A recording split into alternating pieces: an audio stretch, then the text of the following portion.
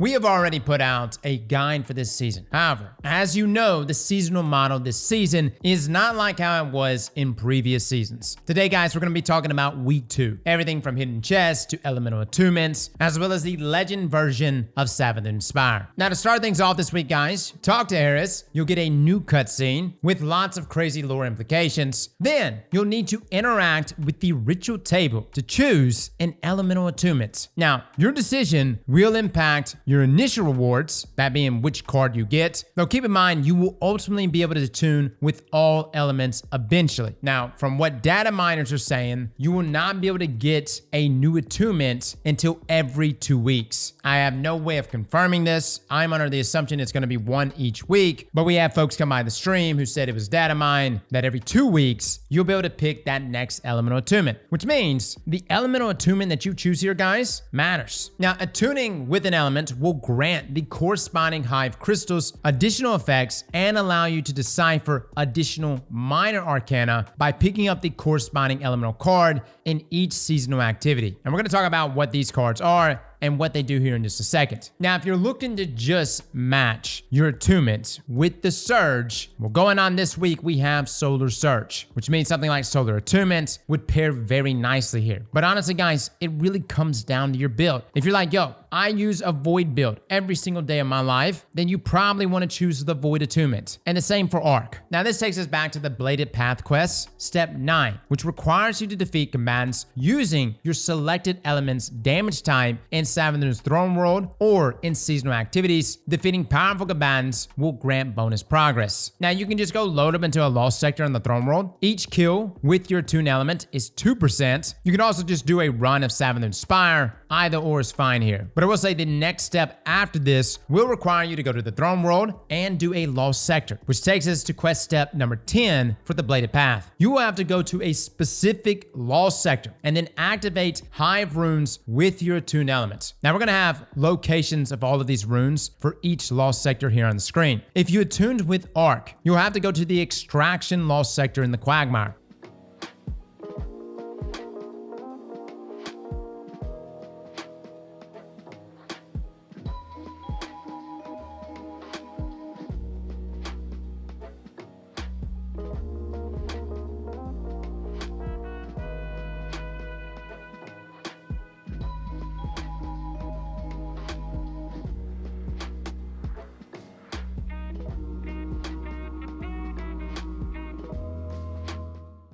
If you're attuned with Solar, it's the Metamorphosis in the Miasma.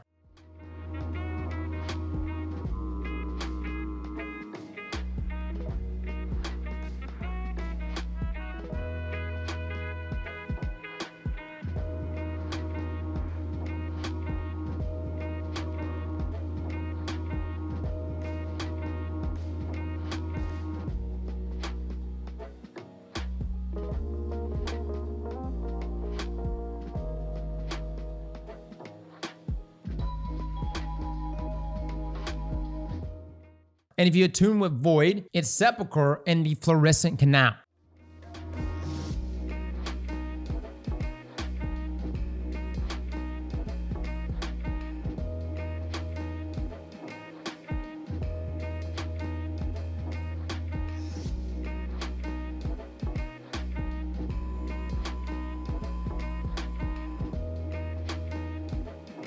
Now, you do not have to complete these lost sectors, guys. You literally just roll up in there, kill the initial ads, shoot the hive runes, and you're done. And you'll actually get the rewards. As a matter of fact, I actually had a fire team with me. And even though they had different elements, for some reason, when they completed the hive runes in their lost sector, it actually counted for me, therefore completing quest step 10. Now, upon doing all this, guys, you visit the radio message in the helm, then the holo projector, and that is essentially the end of week 2. Now, after doing this, you will have 2 opaque cards to reveal at the lectern table. The cards you get depend on the element that you attune to. First, you have Solar. Major card 8, Ascension, with card ability that states that dealing solar damage adds Scorch. Obviously, very, very beneficial for solar builds. Now, the quest for this card requires you to defeat combatants with solar weapons anywhere in the system to gather insight. And defeating Scorch enemies provides an increased chance at insight. This card also unlocks a new daily bounty at the ritual table. And the minor card here, Empowered Spire Crystals Solar, adds 1 stack stack of restoration when carrying a solar crystal in Season of the Witch activities. Obviously very beneficial as well. Now Arc, Major Card 7, Liminal. Card ability, dealing arc damage adds Jolt. Again, these major cards are quite potent. Now the quest for this card requires you to defeat combatants with arc weapons anywhere in the system to gather insight. And defeating jolted enemies provides an increased chance at insight. Now this card also unlocks a new daily bounty at the ritual table, minor card Empowered Spire Crystals Arc, which extends the time when activating arc crystals in the Season of the Witch activities. And activating an arc crystal blinds and jolts nearby combatants. Now finally, Void, Major Card 6, Lacuna. Card ability, dealing void damage adds suppression. This quest step requires you to defeat combatants with void weapons anywhere in the system to gather insight, and defeating suppressed enemies provides an increased chance at insight. This card also unlocks a new daily bounty at the ritual table, minor card Empowered Spiral Crystals, Void. This allows void crystals to be destroyed from a distance in Season of the Witch activities. So you can imagine once you have all of these cards unlocked, how much deadlier you're going to be in the seasonal activities, right? Which, considering the legend version of Savathun Spire, you're going to need it because that activity is packing. Now to do the quest associated with the new card you just obtained, you can either load up Altars of Summoning or Savathun Spire, because now you will be able to obtain those floating elemental cards that are hidden within both activities depending on your attunement. You remember those cards from last week that we couldn't do anything with? Now is your time, fellas. Now, if you don't know where these cards are located, don't worry. We've got all the information right here. There is a single card of each element in both activities. We'll start with the locations of each card in Savathun Spire. There's also 2 new secret chest locations, which we're going to show as well. Then we're going to show all 3 card locations in the Altars of Summoning.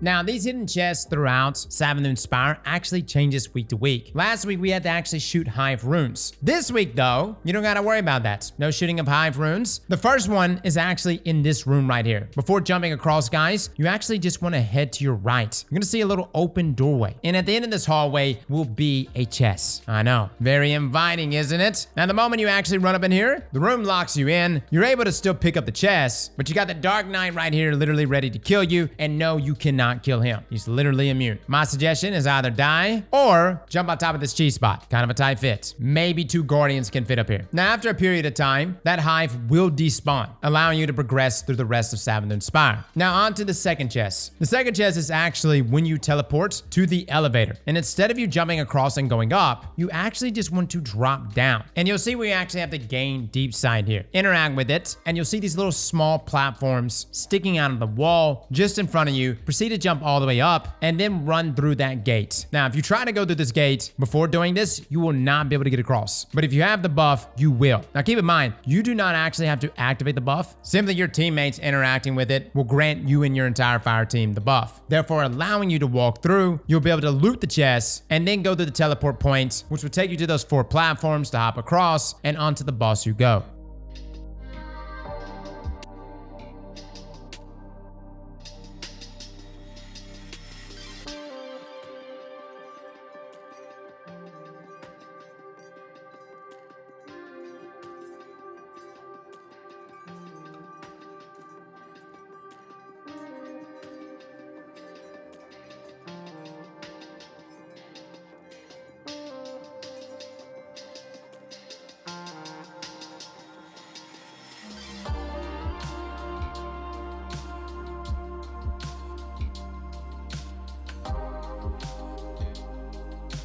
So for the solo card from Savathun Spire, you will get Major Card 11, The Truth. With card ability, dealing damage reduces grenade cooldown. Now, the quest for this card actually requires you to gather insight from Dares of Eternity. And at the end of the activity, you will gain 1 insight for every 10,000 points earned. Now, the solo card from Altars of Summoning is Robust Offerings. I know, you're probably expecting a bit more here, but no. Pretty much every one of the cards from Altars is just going to give you offerings. Now, the Art card from Savathun Spire.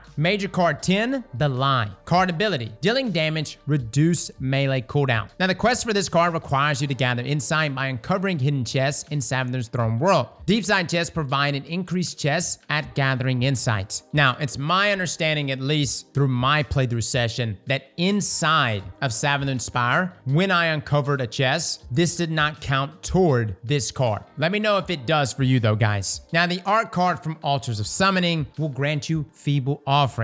Now we have the Void card from Savathun Spire, Major card 9, Lament. Card ability, dealing damage, reduces class ability cooldown. Now, the quest for this card requires you to visit the Cade 6 Memorial in the tower, then defeat Taken anywhere in the system to gather insights. Now, I know that may seem pretty random, but considering the name of this is Lament, which is to mourn a person's loss or death, this makes sense. Now, the Void card from Altars of Summoning will grant you powerful offerings. Now, once you get the new major cards for this week, 2 in total, if you have more than 5 cards in total, you can then add or remove cards from your deck by interacting with them in the Attunement. You can have more than 5 cards in your deck at one time. You're just required to have a minimum of 5 in order to get them during the seasonal activities. So you can then choose to have more than 5 if you want, but having only 5 will make it easier to get the cards that you want in Savathun Spire or Altars of Summoning. And again, guys, you can just go through each one of these cards right here at the Attunement and activate which ones you want to keep. And this really just depends on the builds you're using. Now on to the final question. Should you be running Savathun Spire Legend? Like, what's the difference here? Well, first up, let me just say that the difficulty is much harder here. You've got champions. This week, it's Overload and Barrier champions. You've got some modifiers. Void Threat is the threat. Strand and Solar are the surges with Overcharged Sword. The main takeaway, though, is everything is just beefier. They do a lot more damage. And instead of this just being like a nice, easy-going activity, you can find yourself sweating very fast. But you do get better rewards. You get substantially more ritual table reputation. Instead of 250, which is what we were getting on normal, we were getting 838. That is a ginormous bump there in reputation gains. It also seemed like I was getting more Ingrams. My offerings were also better, whereas like normal was just mainly giving me like robust and below. I was getting more powerful offerings upon completing Savathun Spire. On top of that, Ascended Alloys also drop from Legend Savathun Spire. And if you've been crafting weapons here lately, or you're just trying to top off that resource before this weekend when Crota's End drops so that you can craft those weapons, then you are going to need this material for those enhanced perks. What I will say about Legend Savathun Spire though, everything is pretty much the same. Fundamentals are just like it was from our previous guide. All the mechanics are still there. It's just everything is hitting a hell of a lot harder with champions sprinkled in. Coordination with your fire team is imperative for completing Legend Savathun Spire, which, by the way, there's no matchmaking for Legend Savathun Spire. Now, don't fret. If you can't find a fire team, that's no problem. We have a Discord with a number of folks here that are constantly running this activity. Feel free to come by, guys. It's open to all platforms, and considering we have crossplay, it's really easy to find 2 other people that can run this activity with you. What I will suggest in this one, though, is know the mechanics. Watch our previous guide that went over the mechanics throughout this entire activity, as that's going to be applicable here as well. And don't run around by yourself. This is an activity that will eat you very fast if you're alone. And ads continue to spawn in pretty much constantly until the objective is complete in each one of these encounters. And at the end, when you're dealing with these Lucent Hive, be very careful. You may be like, yo, I'm in my super. I can tank this. Think again. They can literally kill you with a suppression grenade. Speaking of which, suppression is actually a fantastic way to counter these guys. So that is our week 2 guide. If we missed anything, feel free to let us know in the comments below. If you're wondering what build I was utilizing, this is a sword build. I've been utilizing it now for quite some time, and it actually works really well here considering that swords are overcharged. A dim link of that will be down below. We are also going to be re-reviewing swords here very soon, as they just got a massive rework. Fellas and ladies, thank you all for coming and watching, and as always, Slap that like button like your mama told you right.